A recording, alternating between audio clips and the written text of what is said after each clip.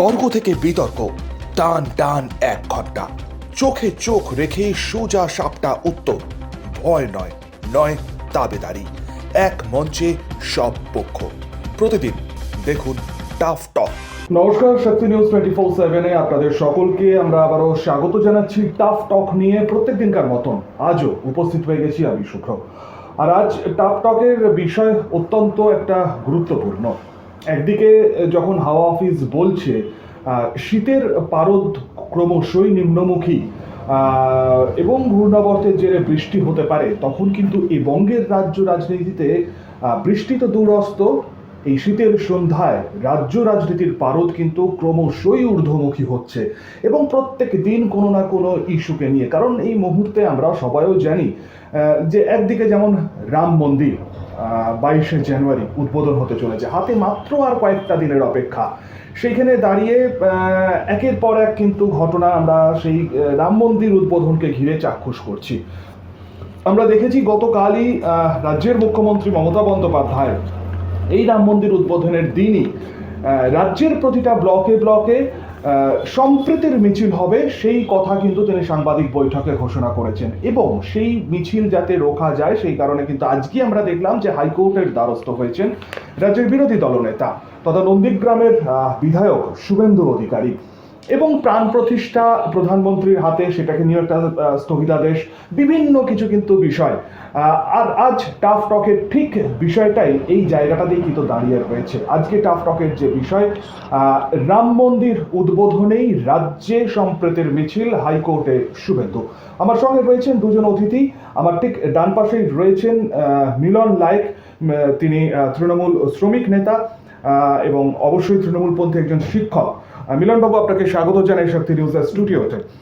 এবং ঠিক আমার বাঁ পাশেই রয়েছেন সুমন্ত মণ্ডল, তিনি বিজেপির পক্ষ থেকে রয়েছেন এবং পশ্চিম বর্ধমান জেলার তিনি প্রবক্তা, পাশাপাশি এই লোকসভা কেন্দ্রের তিনি কো-কনভেনার। আপনাদের দুজনকেই স্বাগত আমাদের শক্তি নিউজে।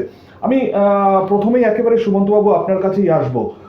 22শে জানুয়ারি রাম মন্দির উদ্বোধন এবং সেই রাম মন্দির উদ্বোধনকে ঘিরে এই মুহূর্তে কিন্তু সাজো সাজো রব অযোধ্যাতে। এবং আজকেও আমরা দেখেছি যে একটা সেখানে প্রসেশন বেরিয়েছে।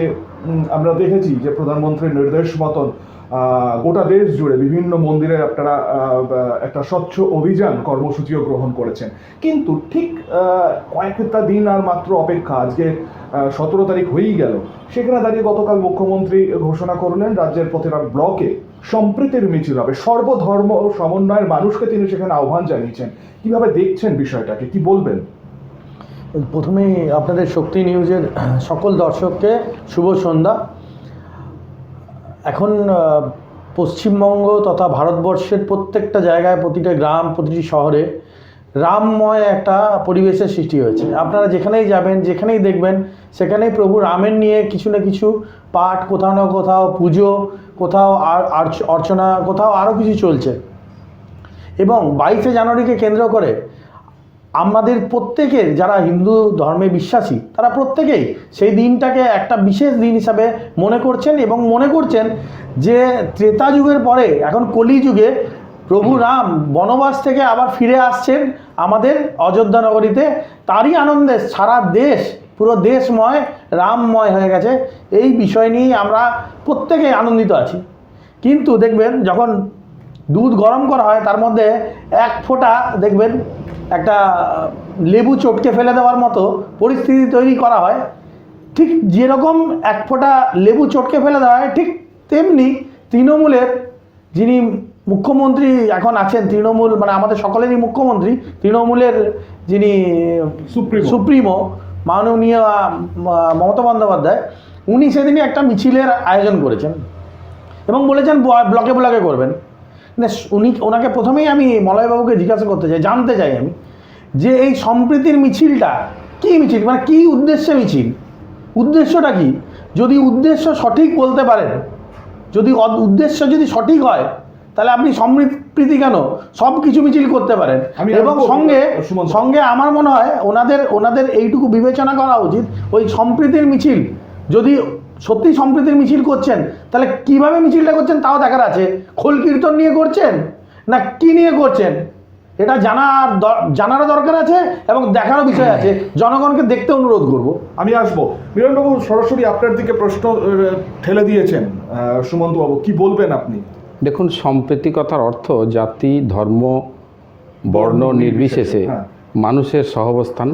এমন সম্প্রীতি মিছিল আমরা ইতিপূর্বে যখন বাবরি মসজিদ ধ্বংস হয় ভারতবর্ষের বিভিন্ন রাজ্যে আমরা দেখেছি। আমরা 2018 সালে যখন রানীগঞ্জে একটু সাম্প্রদায়িক দাঙ্গা হয়েছিল, কলকাতার বুকে আমরা দেখেছিলাম বামফ্রন্টের নেতৃত্ব থেকে শুরু করে অরাজনৈতিক ব্যক্তি, বুদ্ধিজীবীদের বিশাল কলকাতার বুকে সম্প্রীতি মিছিল। সুতরাং সম্প্রীতি মিছিলের অর্থ কোনো রাজনীতি নয়। সম্প্রীতি অর্থাৎ সকলের ধর্ম, বর্ণ নির্বিশেষে মানুষের মিলিত স্থল। প্রত্যেকে এই ভারতবর্ষে আমরা বৈচিত্র্যের মধ্যে থাকি, প্রত্যেকে এখানে ধর্ম নিজের থাকতে পারে, রাজনীতির জায়গা নিজস্ব থাকতে পারে, কিন্তু এই মিছিলে হাঁটার উদ্দেশ্য একটাই, যে আমরা জানি 22 তারিখে রাম মন্দির উদ্বোধন হচ্ছে। রাম মন্দির উদ্বোধনটা কেন হচ্ছে এটাও জানা প্রয়োজন। ইতিমধ্যে আজকে প্রকাশ করেছেন একজন শঙ্করাচার্য, গত পরশু পুরীর শঙ্করাচার্য বলেছেন যে আমরা যতটুকু জানি যে একটা মন্দির যখন সম্পূর্ণ হয়নি, যখন তার ধ্বজা বাঁধা যায়নি, একটা মন্দির যখন ইনকমপ্লিট, তাহলে সেই মন্দিরে রামলালাকে প্রতিষ্ঠা করা হচ্ছে কিভাবে আমাদের ভাষায় জানা নেই। সেই সমস্ত শঙ্করাচার্যরা তাই ওই জায়গায় যাওয়ার আমন্ত্রণপত্রকে প্রত্যাখ্যান করেছেন। কিন্তু এটা করতে হবে, তার কারণ হচ্ছে ভোটটা আসছে, রামকে রাজনীতির ময়দানে নামাতে হবে, আর তার জন্যেই এই রাম মন্দির উদ্বোধন। নাহলে রাম মন্দিরটা কমপ্লিট হোক, তারপর উদ্বোধন হোক। আমাদের পুরীতেও তো মন্দির হচ্ছে, জগন্নাথ মন্দির। তো জগন্নাথ মন্দির যখন ইনকমপ্লিট, সেখানে মুখ্যমন্ত্রী তো বলছে না ভোট আসছে বলে উদ্বোধন করতে হবে। সুতরাং যারা রামকে রাজনীতির ময়দানে আঁকড়ে ধরতে চাইছেন বাঁচার জন্য, খড়কুটোর জন্য, তারা তো এইভাবেই কথা বলবেন। রামকে নিয়ে রাজনীতি করা হচ্ছে, সরাসরি প্রশ্ন তুলছেন। এবং এর আগেও আমরা দেখেছি যে শুধু তৃণমূল নয়, সিপিএমও বলুন, এই রামকে নিয়ে আপনারা নাকি রাজনীতি করছেন। এবং লোকসভা ভোট যেহেতু সামনে রয়েছে, সেই ভোট ব্যাংক যাতে আপনাদের খুব বেশি করে পাওয়া যায়, সেই কারণে ঠিক ভোটের পূর্ব মুহূর্তে আপনারা এই রাম মন্দিরের উদ্বোধন করছেন। বারবারই এই অভিযোগ আপনাদের কাছে আসছে। দেখুন, উনি বললেন যে পুরীতে থেকে শঙ্করাচার্য বলেছেন, আর অন্য জায়গা থেকে, এবং পুরীতে আজকে একটা বিরাট উৎসবও চলছে। আমি ওনাকে বলছি, এই পুরীতেই মাননীয় মুখ্যমন্ত্রীকে ঢুকতে দেয়নি, কারণ ওনাকে হিন্দু হিসাবে মানছিলেন না। তার কি জবাব আছে? ওনাকে ঢুকতে দিচ্ছিলেন না, জোর করে ঢুকেছিলেন মন্দিরে। যেখানে ঢুকতে দিচ্ছিলেন না, ঢুকতে গেলেন কেন জোর করে? এই প্রশ্নের উত্তর কে দেবে? আর উনি বলছেন শঙ্করাচার্যের কথা, উনি বললেন যে এনার আরও অনেকের কথা বললেন। আপনি কি জানেন যে এই পুরীতে আপনাদের কথা বলছিলেন, পুরীতে নাকি জগন্নাথ মন্দির হচ্ছে, দীঘাতে হচ্ছে, আপনি একটু মিস্টেক করেছেন। দীঘাতে আপনাদের জগন্নাথ মন্দির হচ্ছে, সেখানে আপনি উদ্বোধন করতে গেছেন কিনা জাননি, সেই বিষয় নিয়ে জানার কারো প্রয়োজন নেই। প্রথম থেকে এই তৃণমূল দলটা হচ্ছে হিন্দু বিরোধী দল, আপনাদেরকে বলে রাখি। এবং অযোধ্যায় যে রাম মন্দির হচ্ছে, সেই রাম মন্দিরকে কেন্দ্র করে ভারতবর্ষের প্রত্যেকটা মানুষের মধ্যে, হিন্দু এবং মুসলিম সকলের মধ্যে সম্প্রীতি আছে। সেই সম্প্রীতিকে নষ্ট করার জন্য এই মমতা বন্দ্যোপাধ্যায় এবং তাদের দলের যারা লোকজন রয়েছে, তারা রাস্তায় বেরোচ্ছে এই সম্প্রীতি যাতে নষ্ট হয়। সেই জন্য এই সম্প্রীতির জায়গায় অসম্প্রীতির মিছিল সৃষ্টি করতে চাইছেন। এই বক্তব্যকে উনি কি বলবেন মলয়বাবু সেটা বলুন। আর আরেকটা বিষয় আছে, ওনারা এতদিন ধরে ওনারা পার্টিটা চালাচ্ছেন, ওনারা এতদিন ধরে সরকারে রয়েছেন, এতদিন মনে পড়লো না ওদের সম্প্রীতির কথা? 22শে জানুয়ারি যেদিন রাম মন্দির উদ্বোধন হবে, গোটা ভারতবর্ষ সেদিনে দিওয়ালি মানাবে। সেই দিনে সবাই আমরা ভাবছি যে বাড়িতে 5টা প্রদীপ জ্বালাবো কি 10টা প্রদীপ জ্বালাবো। সেই দিনে উনি রাস্তায় নেমে পড়লেন সম্প্রীতি মিছিলের জন্য, আর দিন পাচ্ছেন না। আবার কিছুদিন আগে বলছেন, মানে 2 দিন সম্প্রীতি মিছিলের ঘোষণার সময় বলছিলেন নেতাজি সুভাষচন্দ্রন নাকি বিষয় নিয়ে উনি সম্প্রীতি মিছিল বার করবেন। তা 23শে জানুয়ারি কেন করলেন না? 22শে জানুয়ারি কিসের দরকার? কারণ হিন্দুত্ব বিরোধী এই সরকারটা সবসময় হিন্দুদের বিরোধী তাই হিসাবে কাজ করেছে, এবং আগামী দিনেও এরা কাজ করবে, আপনাদেরকে বলে রাখছি। এনারা কোনোদিনও সঠিকভাবে অযোধ্যায় রাম মন্দির হোক সেইটা চাইছিলেন না। এনারা সেই দলের সঙ্গে ছিলেন, সেই কংগ্রেসের সঙ্গে, যে কংগ্রেস 2013 সালে বলেছিল রামের কোনো অস্তিত্ব নেই, শ্রীরামের কোনো অস্তিত্ব নেই। এবং এনারা ওই দলের সঙ্গে আছেন যারা কর সেবকদের ওপরে গুলি চালিয়েছিল, রক্তাক্ত করেছিল শরীয়ু, তাদের সঙ্গে এরা আছেন। আমি আসবো সুমন্ত। মিলনবাবু কি বলবেন? এবং রাম মানেই তো আমরা জানি যে শুধু মানে একটা হিন্দু সনাতন ধর্ম যদি দেখে থাকি আমি, তাহলে তার একটা সেন্টিমেন্ট আপনি একটুখানি মনে করে দেখুন, যখন আপনি ছোট ছিলেন বা আমরা ছোট ছিলাম তখন টিভিতে রামায়ণ আমরা সবাই দেখতাম, কিন্তু এই যে সম্প্রীতি মিছিল বা এই যে অযোধ্যাকে নিয়ে এত রাজনীতি হচ্ছে, এটার কি সত্যি করে প্রয়োজন আছে? সম্প্রীতি মিছিল তো সর্বধর্ম সমন্বয়, সম্প্রীতি মিছিল তো শুধু হিন্দুদের নয়।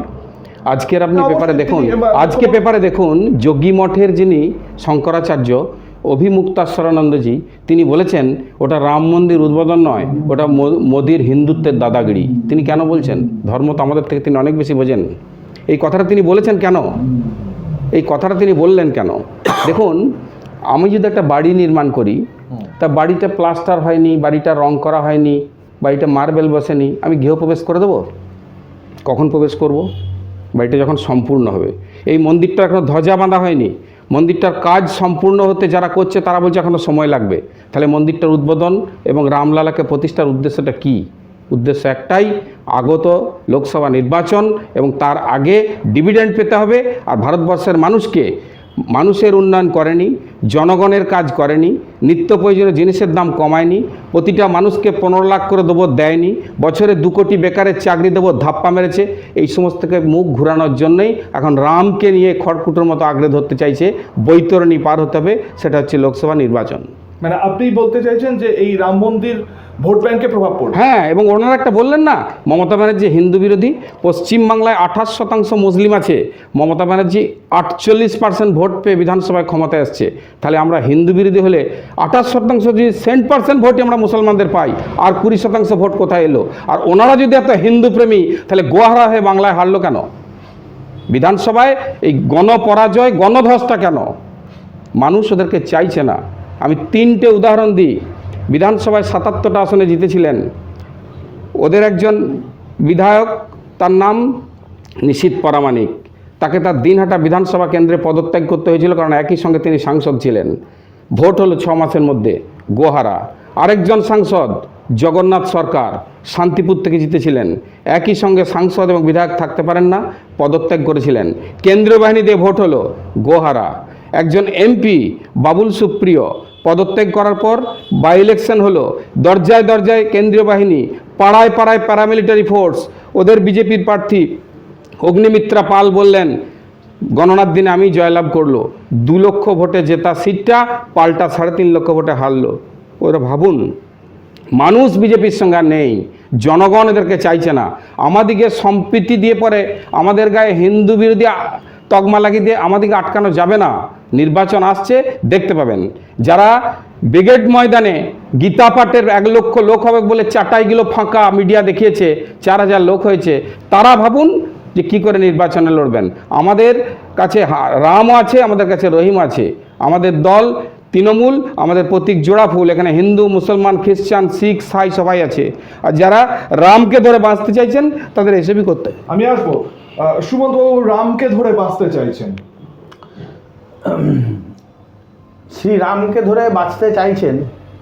আমরা তো শ্রীরামকে ধরে রেখেছি, আমাদের যখন থেকে পার্টিটা জন্ম হয়নি তখন থেকে শ্রীরাম ভারতবর্ষে আছে।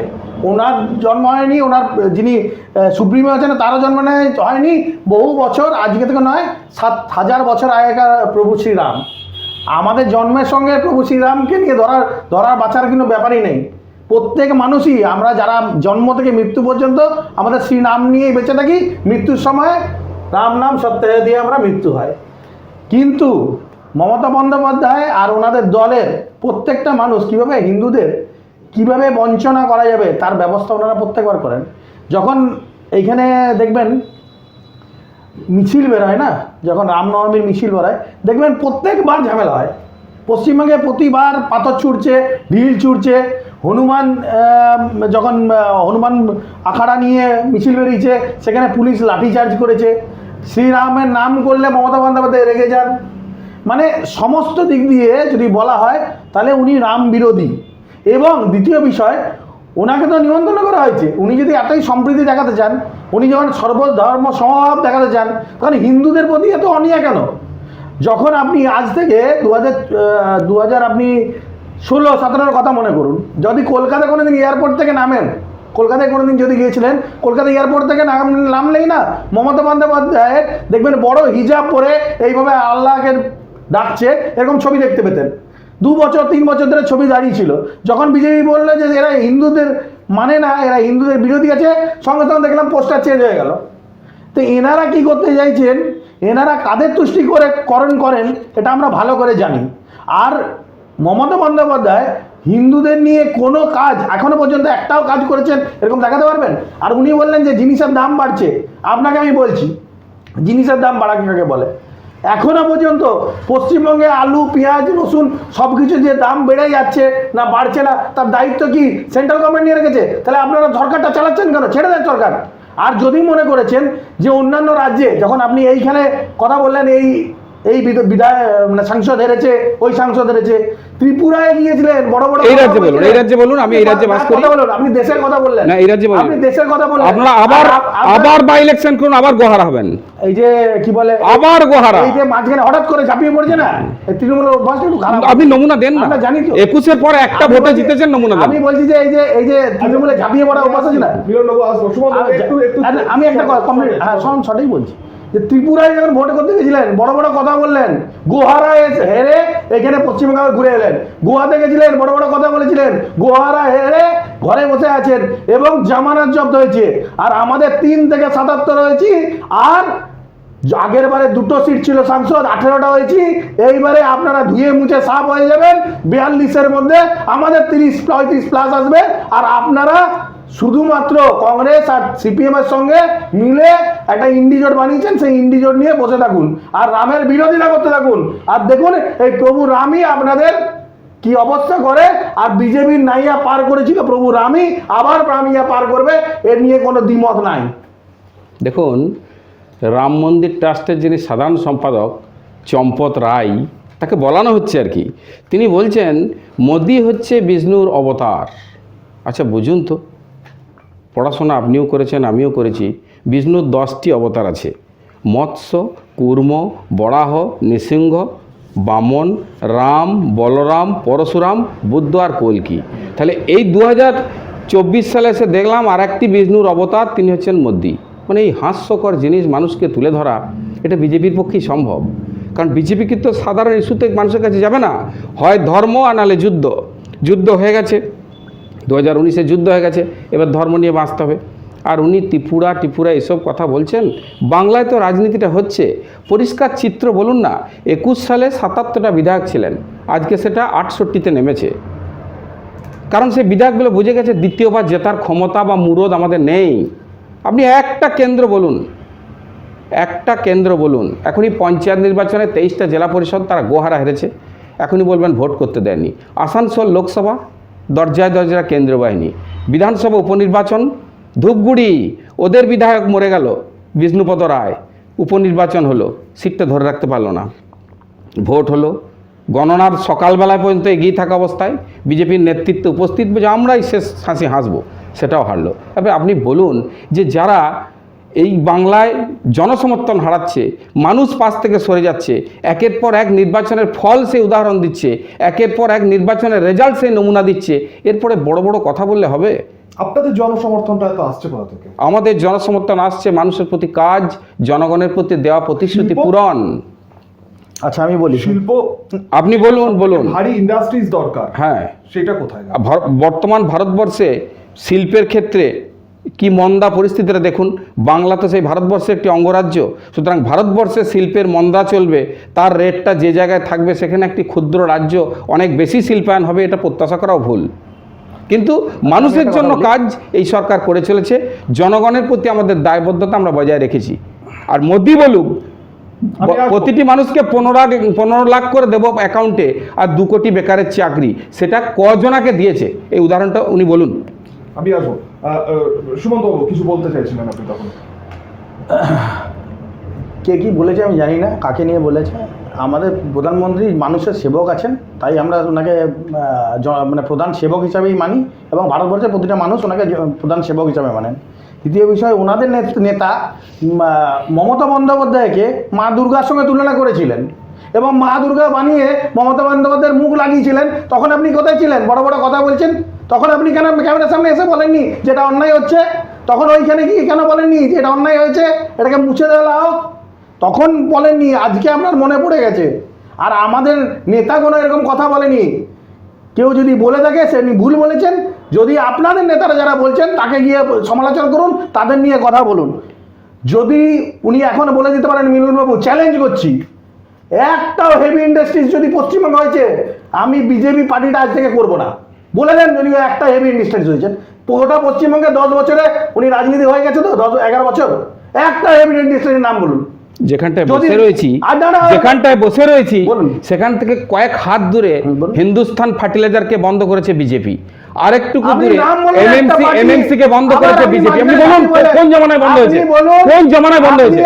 না না না না না, আপনি তৃণমূল করেনি, দুর্গাপুরের বৃহৎ দুটি কেন্দ্রীয় সংস্থাকে বন্ধ করেছে কে? বিজেপি।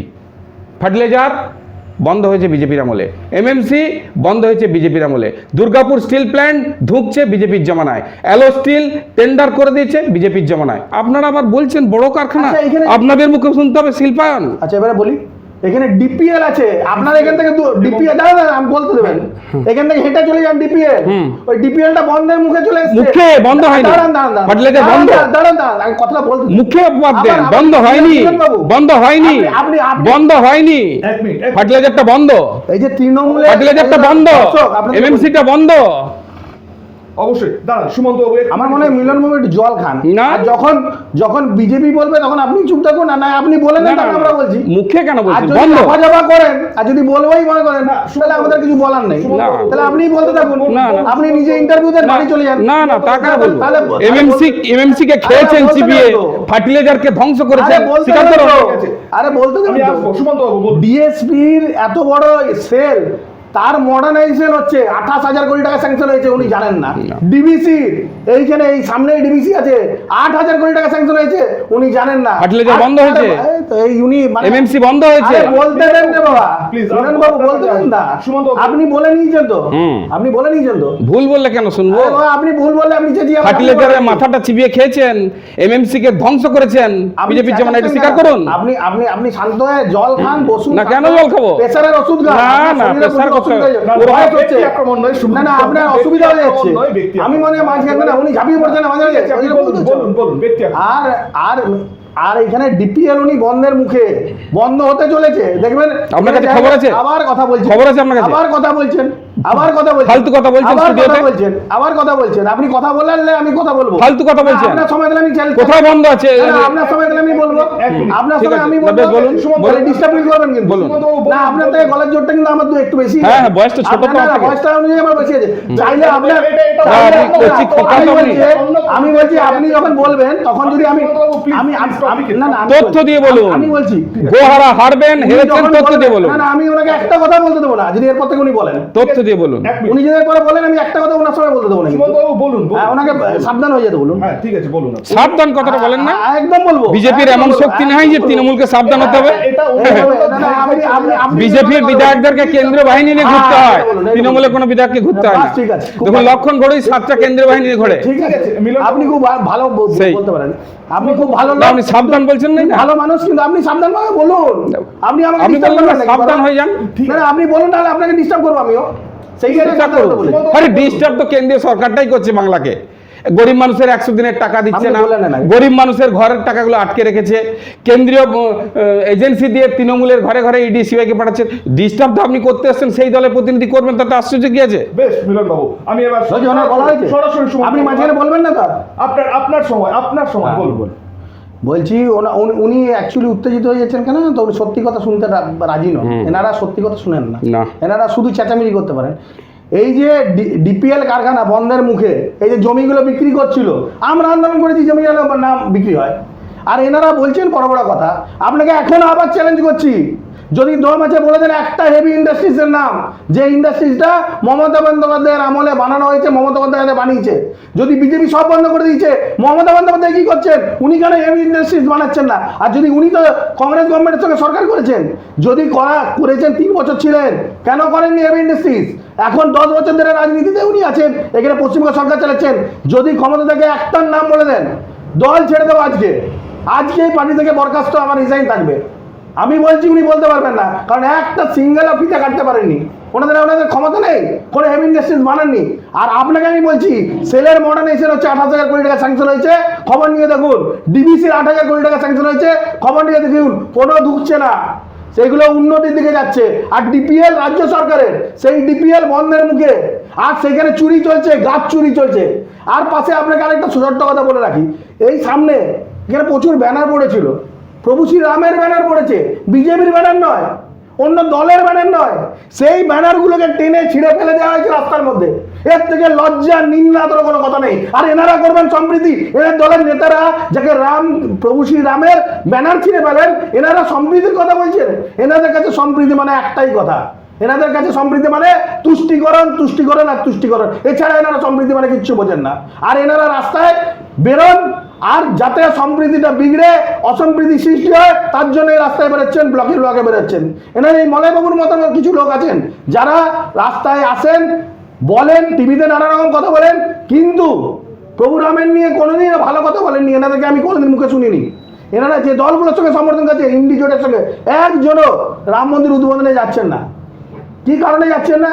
কারণ একটাই, রাম মন্দির উদ্বোধনে গেলেও বিপদ, না গেলেও বিপদ, তাই যাচ্ছেন না। আমাদের সময় এখন একটা ছোট বিজ্ঞাপন বিরতি, বিরতির পর আমরা আবারও ফিরে আসবো আমাদের আলোচনায় টাফ টক নিয়ে। আপনারা সঙ্গে থাকুন, কোথাও যাবেন না। খাই খাই করো কেন এসো বসো আহারে, খাওয়ার আজব খাওয়া ভোজ কয় যাহারে। ভোজন রসিক বাঙালির খাওয়া দাওয়ার সেরা ঠিকানা মানেই Sher e Bengal. Indian, Chinese, South Indian, continental ডিশের হরেক রকম সম্ভার এখন একই ছাদের তলায়। এছাড়াও রয়েছে শের ই বেঙ্গলের স্পেশাল কিছু আইটেম যা একবার মুখে দিলেই ভোলার নয়। ঘরোয়া পরিবেশে হোটেলের আতিথেয়তা আপনাকে মুগ্ধ করবে। রেস্তোরাঁর পাশাপাশি রয়েছে থাকার সুবন্দোবস্ত, সিঙ্গেল বেড থেকে ডাবল বেড, ট্রিপল বেড এবং ডিলাক্স এসি রুম। পাচ্ছেন 24 ঘন্টা পানীয় জল ও বিদ্যুৎ পরিষেবা, রয়েছে লকার, পার্কিং এর সুবন্দোবস্ত। এছাড়াও এসি, গিজার, টিভি, সিকিউরিটি সহ লন্ড্রির সুবিধে। মিটিং বা যে কোনো সামাজিক অনুষ্ঠানের জন্য এখন নিশ্চিন্তেই আসতে পারেন শের ই বেঙ্গলে। Sher e Bengal, JP avenue, Sagarbhanga, SBI ব্যাংকের ঠিক পাশে, দুর্গাপুর 713211। যোগাযোগ নম্বর 9609900511 অথবা 9775555222। শের ই বেঙ্গল, একবার আসলেই বারবার আসতেই হয়। কাজের প্রেশার, চাইছেন একটু রিল্যাক্স, একদিনের উইকেন্ডে শহর থেকে দূরে কোথাও যেতে চাইছেন, কিন্তু যাবেন কোথায় ভেবে উঠতে পারছেন না। চলুন না ঘুরে আসি তারাপীঠ। আর তারাপীঠ মানেই মধু মমতা হোটেল অ্যান্ড রিসর্ট, যেখানে গেলে আপনার মাইন্ড একদম ফ্রেশ। তাজা অক্সিজেন সাথে গ্রাম্য পরিবেশ আপনাকে হাতছানি দেবে। AC deluxe room, swimming pool, gymnasium, indoor games আর সাথে আপনার পছন্দের মতন ডিশ। এছাড়াও যে কোনো সামাজিক অনুষ্ঠানে আজই বুক করতে পারেন মধু মমতা হোটেল অ্যান্ড রিসর্টের ব্যাংকুয়েট হল। রাত জাগা তারাদের সাথে, পরিবার বা বন্ধু বান্ধবের সাথে আপনিও সময় কাটাতে পারেন হোটেলের লনে। তাই ভুলবেন না, তারাপীঠ মানে hotel Madhu Mamata and resort. ঠিকানা hotel Madhu Mamata and resort, Tarapith, Tarapith road, Indian Oil petrol পাম্পের ঠিক বিপরীতেই, তারাপীঠ, বীরভূম। যোগাযোগ নম্বর 9775555599 অথবা 9002410083। বীরভূম মানেই তারাপীঠ, আর তারাপীঠ মানেই মধু মমতা হোটেল অ্যান্ড রিসর্ট। বিরতির পর আমরা আবারও ফিরে এলাম টাফ টক নিয়ে, এবং আমাদের আজকের যে আলোচনা, 22শে জানুয়ারি রাম মন্দির উদ্বোধন হচ্ছে। আর সেই রাম মন্দির উদ্বোধনের দিনই রাজ্যে সম্প্রীতির মিছিল, এবং সেই সম্প্রীতির মিছিল রোখার জন্য হাইকোর্টের দ্বারস্থ হয়েছেন শুভেন্দু অধিকারী। একদিকে রয়েছেন মিলন নায়ক এবং অপরদিকে রয়েছেন বিজেপির পক্ষ থেকে সুমন্ত মণ্ডল। আমরা আলোচনায় ছিলাম, এবং অবশ্যই একটা টাফ আলোচনা, হাড্ডাহাড্ডি একটা লড়াই তো চলছেই। এবং ইন্ডাস্ট্রি, সত্যি কথা বলতে আজকের এই প্রজন্মের কাছে কিন্তু এটা একটা খুব বড় প্রশ্নচিহ্ন। কারণ আমরা দেখেছি যখন কোভিড পিরিয়ড, তখন এই রাজ্যে কত পরিযায়ী শ্রমিক কাজ না পেয়ে চলে গেছে বাইরে। কখনো বলা হচ্ছে যে চেষ্টা করা হচ্ছে, কিন্তু কেন্দ্রীয় সরকার সেই জায়গা থেকে দাঁড়িয়ে হয়তো সাপোর্ট করছে না, যার জন্য হয়তো আসছে না। কিন্তু আলটিমেট ভাতা তো নয়, কাজ চাই মানুষের, সেটাই কিন্তু সব থেকে বড় প্রশ্ন। এবং এই যে 22শে জানুয়ারি রাম মন্দির উদ্বোধন হচ্ছে, সেদিনকে সম্প্রীতির মিছিল হবে কি হবে না, হাইকোর্ট কি রায় দেবে, সেই সমস্ত কিছু অবশ্যই এই রাজ্যের মানুষ এখন তাকিয়ে রয়েছে। এবং অন্যদিকে অবশ্যই রাম মন্দির উদ্বোধন হোক, সেটাও কিন্তু চাইছেন মানুষজন, কারণ অবশ্যই হিন্দু সনাতন ধর্মে তিনি সবসময়ের জন্য রয়েছেন। তাকে বাদ দিয়ে হয়তো কোনো কিছু সেটাও সম্ভব নয়। তবে আবারও কখনো শোনা যায় যে তাকে পার্টিগতভাবে ইউজ করা হচ্ছে, সেই সমস্ত কিছু নিয়েই আমাদের আলোচনা। মিলনবাবু, আপনার কাছে আসবো, সুমন্তবাবুকে দিয়ে শেষ করেছিলাম বিরতিতে যাওয়ার আগে। আপনার কাছে প্রশ্ন যে এই যে শিল্পর দিকে আমরা একটুখানি ঢুকে গেছিলাম, উনি বললেন যে কথাগুলো যে ডিএসপি, এএসপি এগুলো সব মডার্নাইজেশন, ডিভিসি হচ্ছে, সেই জায়গায় দাঁড়িয়ে তো ধরুন এমএমসি যখন আপনারা সরকারে এলেন, তখন তার আগেই মমতা বন্দ্যোপাধ্যায় বলেছিল এমএমসি কারখানা খোলার ব্যাপারে তিনি একটা উদ্যোগ ভূমিকা গ্রহণ করেছিলেন, আবির খেলা হয়েছিল, আমরা দেখেছিলাম। কিন্তু তারপর হঠাৎ করে জল কোন দিকে গড়ালো? এমএমসি কারখানাটা mining and allied machinery corporation, আপনি খুব ভালো করে জানেন, এটা ভারত সরকারের অধীনস্থ সংস্থা। আরে 2004 থেকে 2011 পর্যন্ত তো মমতা বন্দ্যোপাধ্যায় ওই সরকারের সঙ্গে ছিল। কি করছিল তখন? তখন ঘাস কাটছিলেন নাকি? তখন এখানে বিয়ে বানাননি কেন? প্ল্যানটা বানাননি কেন? তখন কি করছিলেন? আমার তো প্রশ্ন এটা। তখন তো এমএমসি তো সেন্ট্রাল গভর্নমেন্টে যখন বলছিলেন, ওনারা তো ছিলেন সরকারের সেন্ট্রালে, ওনারা কি করছিলেন? না এমএমসি গাছগুলো কাটতে গেছিলেন ওদের নেতারা। মিলন বাবুর কাছে একটু উত্তরটা শুনে। এমএমসি কেন্দ্রীয় সরকারের সংস্থা, এই সংস্থাটাকে বন্ধ করলো কে? বিজেপি, প্রধানমন্ত্রী অটল বিহারী বাজপেয়ী। ফার্টিলাইজার কারখানাটা কেন্দ্রীয় সংস্থার, এটিকে বন্ধ করলো কে? বিজেপি, প্রধানমন্ত্রীকে অটল বিহারী। আপনারা বন্ধ করলো কে? বন্ধের অবস্থা মুখ দেখুন গা, মূর্খের মতো কথাবার্তা, ডিপিএলটা বন্ধ হতে চলেছে, জায়গাগুলো বিক্রি করতে চলেছে। পিডিসিএল এখন অধিগ্রহণ করেছে, ডিপিএল এখনো বন্ধ হবে। ডিপিএল বন্ধ হয়ে যাবে, উনি জ্যোতিষী, বন্ধ হয়ে যাবে। আমি জ্যোতিষী নই, আমি পলিটিক্যাল জ্যোতিষী নই, অ্যাস্ট্রোলজার নই, তো ডিপিএল চলমান। উনি স্বীকার করুন এমএমসি বন্ধ কেন বিজেপি খোলেনি, উনি স্বীকার কেন? আমি কেন খুলবো? আমি ক্ষমতায় আছি নাকি? আপনি বন্ধ করে দিলেন, খোলেননি? না না, কি করছিলেন? আপনি বন্ধ করলেন কেন? কংগ্রেসের সঙ্গে চটে ছিলেন, কি করছিলেন? আচ্ছা, আপনি বন্ধ করলেন কেন? আপনারা কি জন্য খোলেননি? আর ডিপিএলটা বন্ধ হচ্ছে কেন আজকে কেন গাছ চুরি হচ্ছে? বন্ধ হচ্ছে ডিপিএল এর বাইরে থেকে, ভেতর থেকে কেন মালপত্র বেরিয়ে যাচ্ছে? এই যে চুরি, না না, ডিপিএল বন্ধ কথা বলছেন কেন? বন্ধ তো হয়নি। পরিস্থিতি আর যা পরিস্থিতি, হেভি ইন্ডাস্ট্রিজ একটাও হবে না। টাটা এখান থেকে ঘুরে দিচ্ছেন মমতা বন্দ্যোপাধ্যায়, কোনো বড় ইন্ডাস্ট্রিজ আসছে না। আপনি দেখে নেন, সিলিকন ভ্যালি চলে যান, আপনার কলকাতায় ওখানে ছাগল আর গরু এখনো চলছে, কোনো ইন্ডাস্ট্রি আসেনি, কোনো বড় কোনো আইটি ইন্ডাস্ট্রিও আসছে না। কারণ পশ্চিমবঙ্গের যা অবস্থা চলছে, এইখানে যা রাজনৈতিক সংঘর্ষ, এইখানে কোনো বিজনেসম্যান এখানে থাকতে চাইছেন না। কেননা বিজনেস করতে গেলেই তাদের কাছ থেকে চাঁদা চাওয়া হচ্ছে, তাদের কাছ থেকে টাকা চাওয়া হচ্ছে। কি করে তাদের কাছ থেকে লুটপাট করবেন, এটাই হচ্ছে তৃণমূল নেতাদের একটা চরিত্র হয়ে গেছে। সকালবেলা ঘুম থেকে উঠেই পৌঁছে যাচ্ছেন, কত টাকা দরকার, কিভাবে ফ্যাক্টরি লাগাবে, তার জন্য টাকা চাই। এবং ওপর থেকে নিচে পর্যন্ত সবাই টাকা নিচ্ছে ইন্ডাস্ট্রিজের কাছ থেকে। সে বিজনেসম্যান বিজনেস করবে কি করে পশ্চিমবঙ্গে? আর সেখানে আপনি দেখুন গুজরাট, দেখুন আপনি ইউপি উন্নতির শিখরে পৌঁছাচ্ছে। আর এনারা বলেন যে বড় বড় কথা, যে গুজরাটকে, পশ্চিমবঙ্গকে নাকি গুজরাট বানাতে দিতে পারবেন না, মানে বানাতে চান না। জীবনে চেষ্টা করলেও আপনারা গুজরাটের মতো বানাতে পারবেন না। একবার যান, দেখুন স্বর্গ হয়ে গেছে। আর পশ্চিমবঙ্গে যেদিন বিজেপি সরকার আসবে, পশ্চিমবঙ্গেকেও স্বর্গ বানানো হবে, সোনার বাংলা বানানো হবে।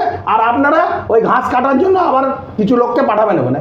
বেশ, মিলনবাবু আপনি যে জায়গাটা ছিলেন। না না, বলছে না বিজেপি ক্ষমতায় আসবে, স্বর্গ। 77টা বিধায়ককে যারা ধরে রাখতে পারে না, 6 মাস অন্তর অন্তর একটা করে বিধায়ক পালাচ্ছে, যাদের পরিণতি এই মিটিং ডাকলে লোক হয় না। বিধায়করা পালিয়ে পালিয়ে বিজেপিতে জয়েন করেছে, আপনি ভুলে গেছেন? আচ্ছা, কবে? আচ্ছা, গোয়াতে আপনাদের না না না, ওয়েস্ট বেঙ্গল, আমি ওয়েস্ট বেঙ্গলে বলছি। এই স্টুডিওটা সগরভাঙ্গা, জেলাটা পশ্চিম বর্ধমান, রাজ্যটা পশ্চিমবঙ্গ। আমি এখানে বসে আছি, এটা ভারতবর্ষের দেশের মধ্যে, মাটিতে বসে আছি। দেশ কি যাবেন কেন বলছেন? না ক্ষমতায় আসবে পশ্চিমবঙ্গে। আপনি তাহলে আপনি বাইরের কথা কেন বলছেন? আপনি স্টুডিওর ভেতরের কথা বলুন, এই টাইলস, এই মাটি পাথর নিয়ে কথা বলুন। আপনি গোটা পশ্চিমবঙ্গে যাচ্ছেন কেন? কি টাইলসটা কোথায় তৈরি হয়? এই টাইলসটা কোথায় তৈরি হয়? না না, আপনি যেমন বলছেন যে এইখানটায় বসে আছি এটা পশ্চিমবঙ্গ, এখানটায় বসে আছি এটা ভারতবর্ষ। আরে আপনি বলছেন বলছেন আমরা পশ্চিমবাংলায় ক্ষমতায় আসবো।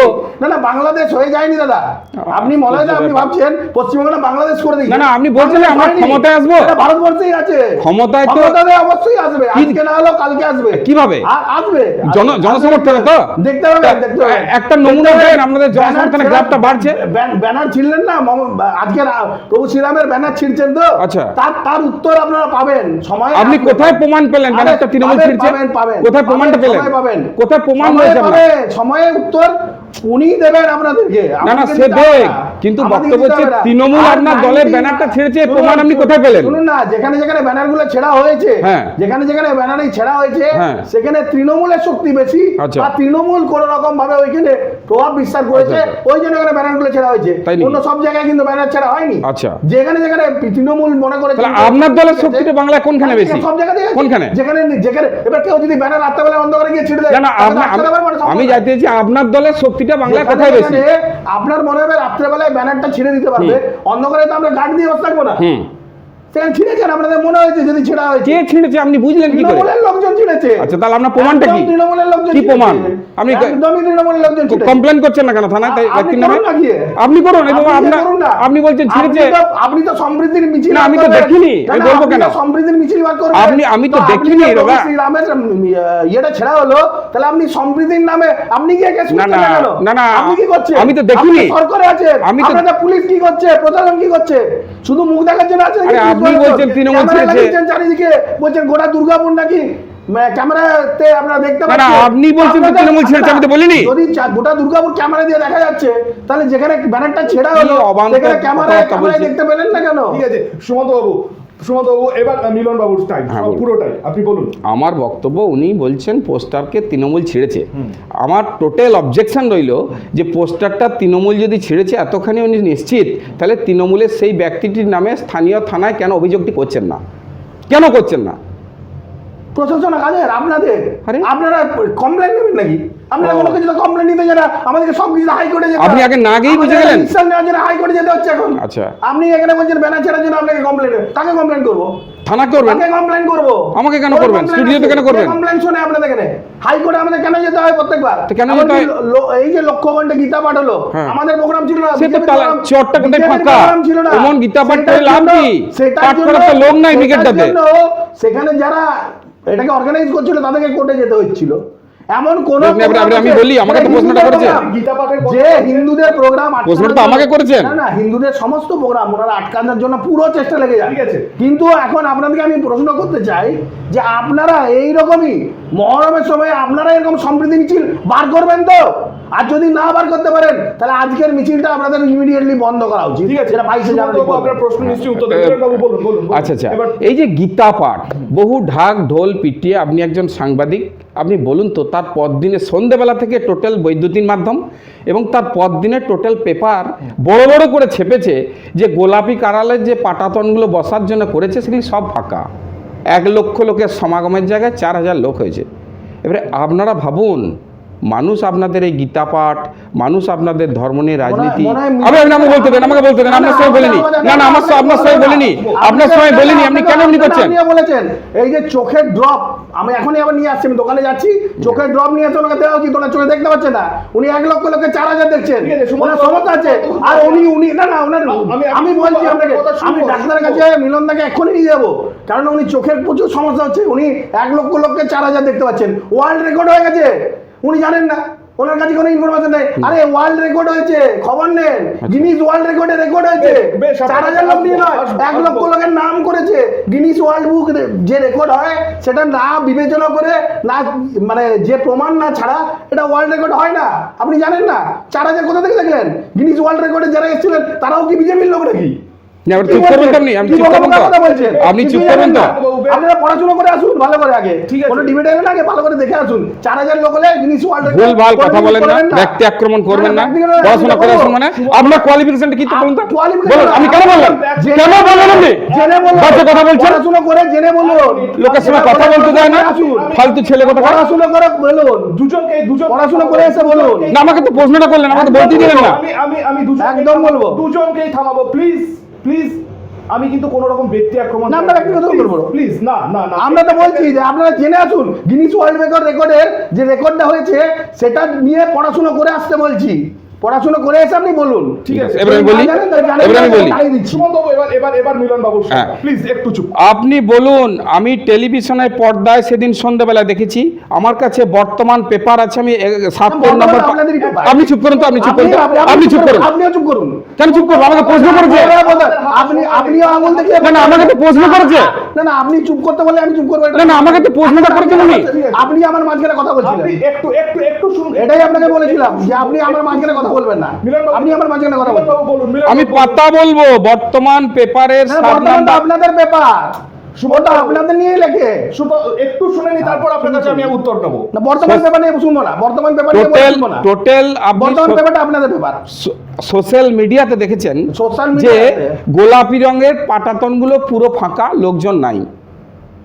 গিনিস সুতরাং যারা ওয়ার্ল্ড রেকর্ড যারা ঠিক আছে, তারা তাই হোক জানে না, তাই হোক, তারা জানে না। তাই হোক, না, ঠিক তারা আছে। ভুল লিখেছে। তবু তারা ভুল লিখেছে। গিনিস ওয়ার্ল্ড বুকে আপনাদের 1 লক্ষ লোক, না, ওরা ভুল আমি ধরে লিখেছে। নিলাম, আমি ধরে নিলাম, হ্যাঁ, তাহলে আমি সেটা ধরে নিলাম বলুন। 1 লক্ষ হ্যাঁ, লোক। এটা ঠিক আছে। আমি আসানসোল লোকসভার উপনির্বাচনে কাউন্টিং এর দিনে সকালবেলায়, আমি একজন সরকারি কর্মচারী, আমারও কাউন্টিং এ ডিউটি পড়েছিল। আমি জানি কাউন্টিং সেন্টারের সামনে দাঁড়িয়ে মিডিয়াতে বিবৃতি দিচ্ছিলেন অগ্নি কি পল ভদ্রমহিলা যিনি প্রার্থী ছিলেন, অগ্নিমিত্রা পল। অগ্নিমিত্রা পল। কারণ সরকারি কর্মচারীরা ভোট দিয়েছিল, প্রথমে তাদের একটা গণনা হয়, কাউন্টিং এগিয়েছিলেন, বলছে শেষ হাসি হাসি আমি হাসবো। গণনা যখন এগুতে আরম্ভ করলো দুপুর 2টোর পর, কাউন্টিং আর লোকজন নেই, 3,21,000 মার্জিন হলো। আগে ভাবতে হবে এই জায়গাটা। আরে আপনাদের নেতারা ভোট দিতে দিচ্ছিলেন না, ভয় দেখাচ্ছিলেন, আশ্চর্য শঙ্কা ব্যাপার, ছিলেন, এ তার বলতেও ভিডিও দেয় না, এখনো কিছুই উপস্থিত না। আছে। সুমন্ত বাবু আপনি ভোট দিতে দিয়েছেন নাকি? একটু বলতে দেন আমাকে। ভোট দিতে দেননি। ভারত সরকারের স্বরাষ্ট্র উপমন্ত্রী, মানে বুঝতে পারছেন তার কত বড় পদাধিকারী। ভারত সরকারের স্বরাষ্ট্র উপমন্ত্রী নিশীথ প্রামাণিক, যে কেন্দ্র বাহিনীটা অমিত শাহের পরই তার নির্দেশে চলে। তিনি সব রকম কেন্দ্রীয় বাহিনী বেছে বেছে নিয়ে এসেছিলেন দিনহাটা উপনির্বাচনে, কারণ তিনি ওই জায়গার থেকে পদত্যাগ করেছিলেন, কারণ তিনি এমপি ছিলেন। সেখানে কি হলো? গোহারা হতে হলো।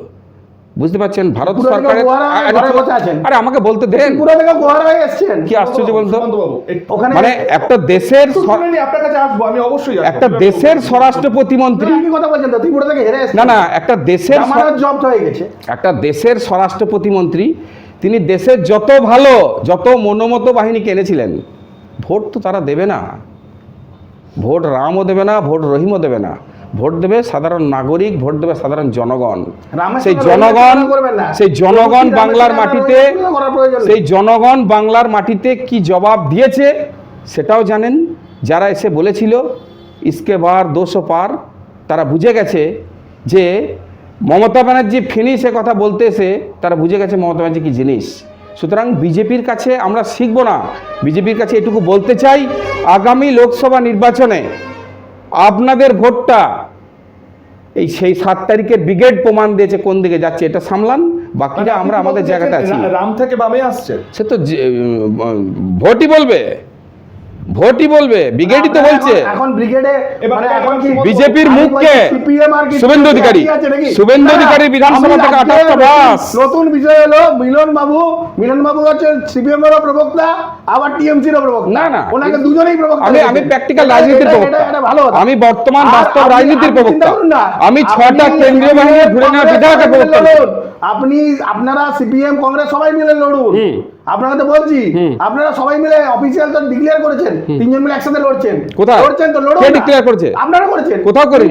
আপনারা কোথায় বসছেন? চারিদিকে আপনারা দিল্লিতে বসছেন, আপনারা মহারাষ্ট্রে বসছেন, বিহারে বসছেন, বসছি। কোথায় বসেননি? বসছি। সবাই বসেছেন তো? হ্যাঁ। সবাই একসাথে হ্যাঁ, আমরা সাম্প্রদায়িক বিজেপিকে আটকাবো বলে একসাথে সবাই ছোলা ভাজা খাচ্ছিলেন। বিজেপির দলে জোট, বিজেপির দলে শরিক নাই বলে সবাই মিলে ধোসা, কোথাও ছোলা ভাটারা হ্যাঁ।